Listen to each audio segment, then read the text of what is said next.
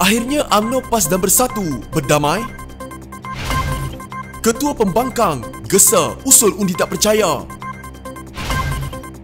Batal menghadap Sultan, ini penjelasan PAS. Fitnah Anwar Musa, akhirnya DAP minta maaf.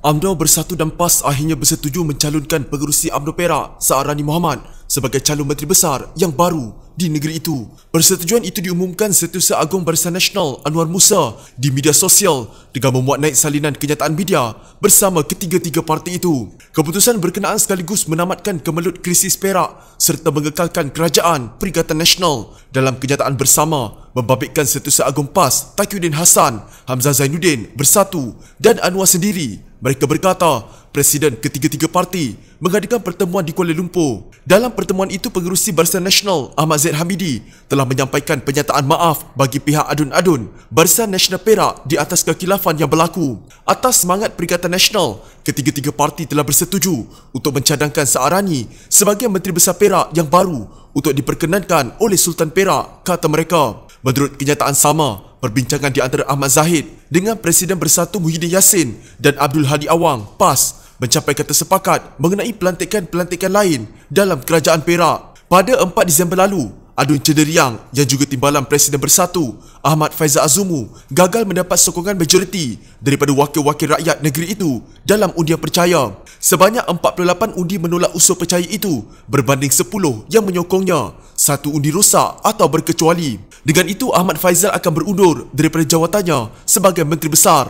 Usul tersebut dibawa adun pengkalan baru dari UMNO, Abdul Manaf Hashim. Asalnya usul tersebut disenarai untuk dibahaskan selepas pembentangan Belanjawan 2021 Perak. Sementara itu, Taqiyuddin dalam ciapannya di Twitter menzahirkan rasa syukur kerana muafakat berjaya di Meterai. Alhamdulillah, demi rakyat, muafakat di Meterai. Utamakan persamaan yang terlalu banyak jua berbanding dengan perbezaan yang teramat sedikit cuma. Tahniah Kerajaan Perikatan Nasional Perak dikekalkan, tulisnya.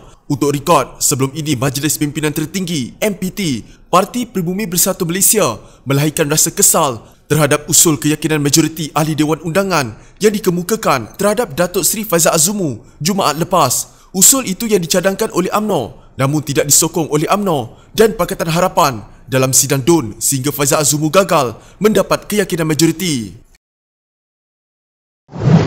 Ketua Pembangkang Anwar Ibrahim menggesa usul undi tidak percaya terhadap pentadbiran Perikatan Nasional di Dewan Rakyat dengan membangkitkan soal ketidaktentuan politik dalam negara.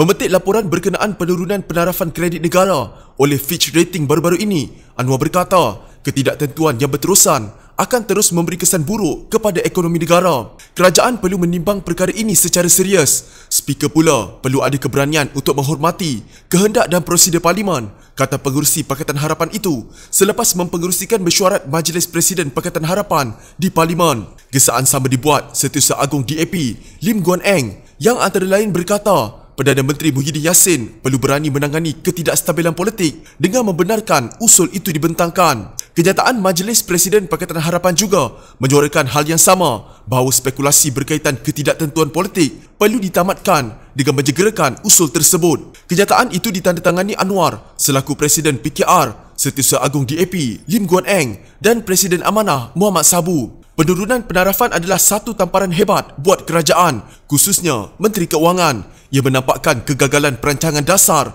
serta tata kelola kerajaan. Lanjutan dari ketidaktentuan politik yang berlarutan sejak perubahan kerajaan pada Mac lalu, kesan penurunan penarafan terhadap ekonomi negara masih belum dapat ditentukan sepenuhnya. Namun, apa yang jelas adalah langkah-langkah yang diusahakan Menteri Kewangan selama ini telah gagal memberi keyakinan sehingga berlakunya penurunan penarafan yang cukup serius ini, kata kenyataan itu. Selepas mengeluarkan arahan untuk tidak mengadakan undi belah bahagi ketika peringkat dasar Belanjawan 2021, Anwar berkata, Pakatan Harapan akan meminta undi belah bahagi diadakan semasa peringkat jawatan kuasa ketika anggota Parlimen membahaskan perbelanjaan setiap kementerian. Terdapat 27 undian secara keseluruhan dan setakat ini, kerajaan telah berjaya meluluskan peruntukan untuk 14 kementerian. Keputusan untuk tidak menghadap Sultan Perak, Sultan Nazrin Shah seperti yang dijadualkan adalah untuk mengelak kesilapan dalam membuat keputusan, kata Setiausaha Agungnya Taqiyuddin Hassan. Bagaimanapun katanya, PAS telah mengarahkan semua adun PAS untuk hadir ke istana setelah menerima titah menghadap. Perkara itu dinyatakan Taqiyuddin dalam satu kenyataan. PAS sebagai parti yang sentiasa menghormati dan menjunjung kedaulatan institusi beraja, sentiasa memastikan selayaknya sebarang urusan yang berkaitan dengannya perlu ditekuni dengan penuh teliti dan beradab. Adapun dalam hal kehadiran ke Istana Perak, disebabkan PAS tidak mahu terkilaf dalam membuat keputusan, terutama jika ianya bersabit dengan titah Sultan, maka PAS mengarahkan semua adun PAS untuk hadir ke istana setelah menerima titah menghadap Tuanku Sultan, katanya. Taqiyuddin berkata, PAS akan berusaha menyelesaikan kebelut politik di Perak secara berhemat bersama-sama Parti Perikatan Nasional yang lain. Wakil PAS sepatutnya menghadap Sultan Nazrin di Istana Kinta di Ipoh pada jam 3 petang semalam. Mengesahkan perkara itu, Pesuruhjaya PAS Perak Razman Zakaria berkata,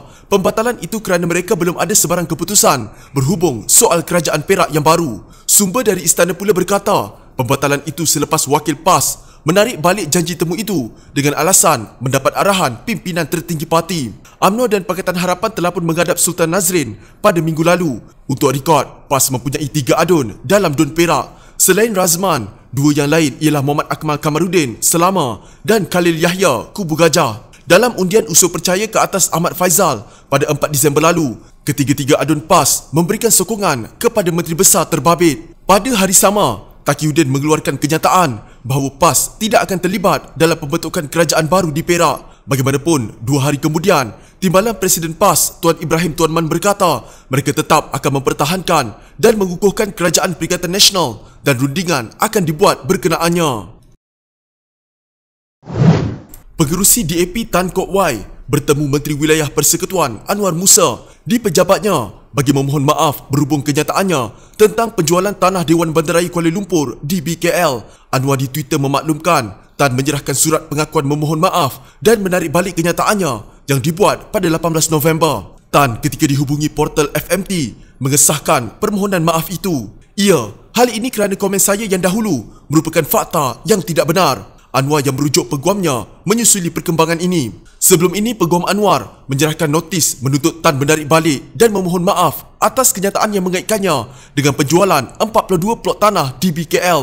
Anwar menafikan tuduhan berkenaan, mengatakan beliau tidak pernah terima apa-apa permohonan daripada DBKL. DBKL juga menyangkal dakwaan itu, mengatakan 42 plot tanah berkenaan milik persendirian yang memohon proses perubahan kepada zon guna tanah, kepadatan penduduk dan nisbah plot terhadap Pelan Bandaraya Kuala Lumpur 2020. Jika anda mempunyai gejala seperti demam, batuk dan sesak nafas, jangan berlengah untuk terus ke klinik atau hospital bagi menjalani ujian saringan. Bersama kita tangani wabak COVID-19.